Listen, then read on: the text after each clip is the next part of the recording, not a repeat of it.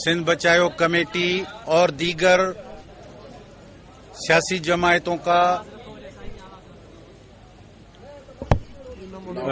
Loud हाँ ठीक जी जी।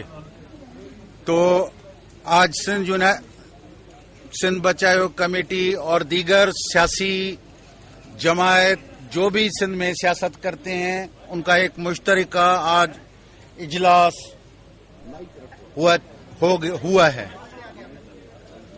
याद रहे कि रातों रात को 4 बजे सिंध हुकूमत ने 4 बजे एक ऑर्डिनेंस निकाला है।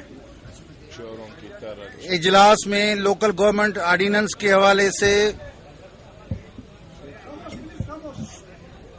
मौजूदा सूरत-हाल पर गौर विचार करते हुए